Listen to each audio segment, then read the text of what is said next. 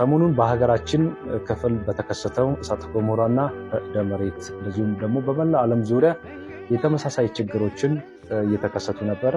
ጌታ ኢየሱስ ክርስቶስ በማርቆስ ወንጌል ምዕራፍ 13 ላይ የተናገራቸው ነገሮች አሉ። ለደቀ መዛሙርቱ መጪው ዘመንን ሲያመለክታቸው፣ የመጨረሻው ዘመንን ሲያመለክት ለኛ ሲነግረን እንደዚህ አለ። ከበለስ ተማሩ። በለስ በባህሪዋ ዝናብ ሊመጣ ሲል ቅጠሏ ይለሰልሳል፣ ያቆጠቁጣል። ይህ የበለስ ቅጠል ሲያቆጠቁጥ ዝናብ ሊመጣ ነው ማለት ነው።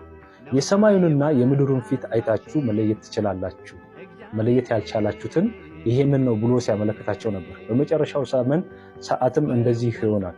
ብዙ ለሐሰተኞች ነቢያቶች እንደሚነሱ፣ ብዙ ኢየሱስ ክርስቶስ ነን ባዮች እንደሚመጡና ህዝብ በመንግስት ላይ፣ መንግስት በህዝብ ላይ እንደሚነሳ፣ በየቦታው የምድር መናወጥ እንደሚሆን፣ ጦርነት፣ ቸነፈር፣ ጨረቃ ወደ ደም መቀየርን ይሄ ሊሆን ግድ ነው። ይሄ ሲሆን የክርስቶስ መምጫ ቀንና የመጨረሻው የዓለም ፍጻሜ እንደሚሆን ሲያመለክት ነበር እና በክርስቶስ ኢየሱስ ያላመነ ማመን፣ ያመነ ደግሞ ነቅቶ መጠበቅ፣ መጸለይ፣ ዕለት ዕለት መስጋትን ይጠበቅብናል።